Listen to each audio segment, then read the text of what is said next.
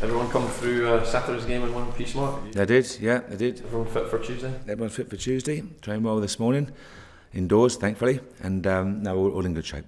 The perception ahead of Saturday, some people had suggested you'd lost a bit of momentum. Do you think you've dispelled that with your performance and result? I would love to argue that point with whoever suggested we lost momentum. 37 points from 42 and top of the table. I've got to argue that point. So I'd like to have that opportunity. Unfortunately, I'm sure I won't. But Saturday was a good performance. Very, very good first half. Created lots of chances, good movement, good possession, good quality we displayed. So now we're in good shape and looking forward to tomorrow night.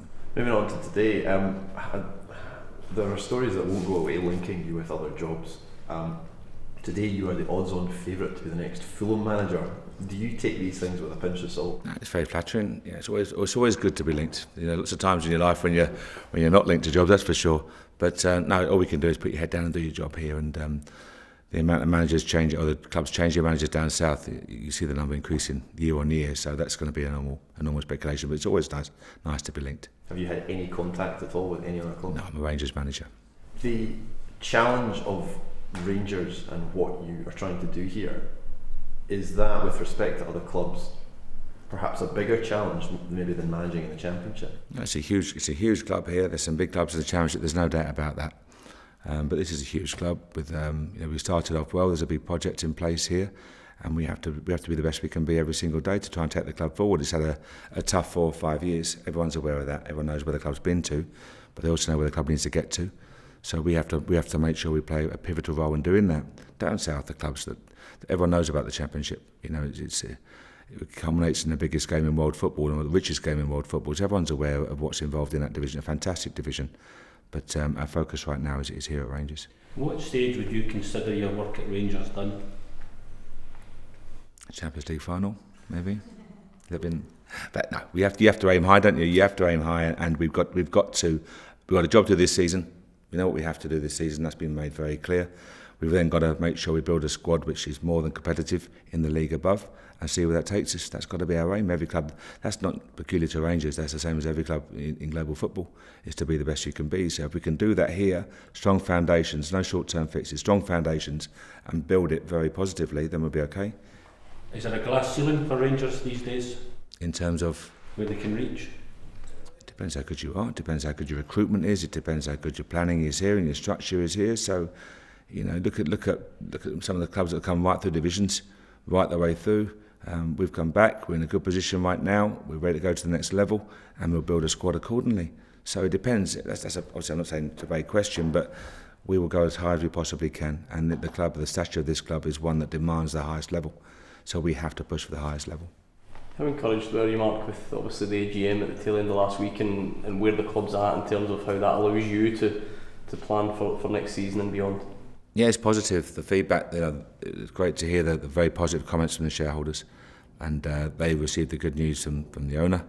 And I thought that the whole meeting in general was one of a very positive note for the club. So lots of warnings in advance, but I came out of there thinking it was hopefully a very good occasion for the club. I know you're always very keen to focus on the football and that's your responsibility, but when you hear the chairman talking about he intends to solve some of the off-field issues, it must fill you with a bit of kind of optimism. Yeah, it does. You have to be. The club's got to make strides going forward. It's really important, and we've had a good start to this season, and the football team, the football department plays a vital role for obvious reasons. So we know what we have to do, and it's about the club working together to make sure everyone's got the best possible chance to achieve their goals. Our goals are very, very clear. So we hope very much we get the support, and then so communication's been really, really good so far to take it forward to the next level and keep moving forward. If we can do that, we'll be okay. What's the situation with January transfers? Do you know your budget, what you can spend? We put forward our targets, and we have communication, and we talk to Andrew and Stuart every day, and they're well aware. Frank McParland's come in here and outlined our targets, and whether they're permanent, whether they're younger, older players, what positions, possible loans, potential loans, links to other clubs. So all this goes on, and all we can do is do our homework right now, and then when the window opens, see if we can get our business done. But if you don't know your budget, how do you know which level of player? I didn't say I didn't know our budget. I just say, but the way we do, that's the way we do it. So I was saying, you do know. Yeah, we know what we're dealing with. Do you feel you need experience, or do you need maybe energy to get you over the line? I think you need both. I think you need both. We don't need major surgery, that's for sure. What we need to put in place is protection against injuries, suspensions, etc. Going into late January, February, March, the pitches are heavy. You know, the wear and tear of a long season on young players, especially we have got a lot of young players in the squad, and you have loss of form, and you have, as I say, the injuries and suspensions. If you have that to deal with, we've got to make sure we have options available. That's our job. So delighted with the squad. The squad's in great shape. They perform really well. But should you get that what-if scenario, we have to make sure we have the options available. So does that mean it's more likely to be backup you bring in rather than players are likely to go straight into the It's just making sure that we can add value. We've got to find a quality that we don't currently possess. That's our job. You know, if we've got it already here, why do we need more of it? You know, if we can go into the academy, absolutely use the academy players. And we've got the likes of Jordan Thompson and Ryan Hard, who came on the weekend, and Fraser Aird and Barry Mackay and Walsh, except Tom Walsh. So a number of players through the academy. But if we can use them, we will do. But we have to add some quality in key areas of the park. Do you expect to have to fend off some other clubs who perhaps want to come in and buy your players? I hope not, but I wouldn't be surprised if we do. And if any player leaves here, they have to leave here on our terms. That's always the case. But you can't say never, because the fact is we have players who are performing at a good level, and the clubs down south will look at the what fishing pool offers value. You know, what pond are you fishing in? And look, as the market moves down south, we're well aware that they'll seek value wherever they possibly can. That may be in Scandinavia, it may be in southern Spain, it may be north of the border. But the clubs with the money will always look for value, and we have to be aware of that fact. You don't have to sell anybody, do you? No, we haven't got to sell anyone. We haven't got to sell anyone. But as I say, they're far from that. But it's human nature that if clubs come calling, we have to make sure that if someone leaves Rangers, they leave them on our terms, not their terms. Mark, in terms of tomorrow night's game, is there a different kind of pressure for your players given that you're level on points and this is your game in hand? No, not at all. It's just another league game. You know, we have to be best prepared. If we're not best prepared, we'll pay a price, as we always say. We've trained really well, a good performance at the weekend, the squad's in good shape and we're all fit. So there's no reason why we can't, but we have to prepare well for it because it'll be a stern test. And teams coming to our box, I'm sure, are inspired by the quality of pitch and the stadium and the size of the crowd. We're aware of that fact, and we have to rise to the challenge, as always.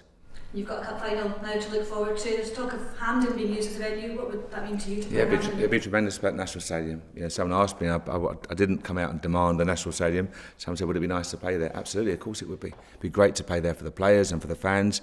It'd be a tremendous day out. But we'll wait and see what the venue's decided, but it'd be a fantastic choice, that's for sure. Would you rather it was played sooner rather than having to wait till April when you could be in the midst of country games? No, it is what it is. We were aware of that fact. The timetable is very clear to us, so that hasn't changed, and it's something to look forward to. So hopefully we're in a good league campaign, and that's not something to take your mind off of it. That's something to look forward to, that's for sure. Would it make more sense though to play the final a bit sooner to the semi-finals? I mean, there's a 4-month gap. The League Cup in Scotland used to be finished in October, November, and it now stretches right through to March. To have a semi-final and then a final 5 months later, is that a bit? But it is what it is, and we're aware of it. So it's it's not as if it's a shock to us. We're aware of the final dates. Everyone knew it. So people can far more intelligent people than I can argue about the appropriate dates for fixtures. But the players are aware of it, and all I can say is we're looking forward to the game. Have you had much experience of Hampden? Went to the Germany game. At the Germany game, I went to the Hall of Fame dinner at Hampden. I was at a dinner on Friday night as well.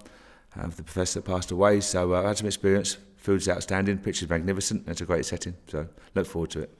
Did you go to a Brentford AGM?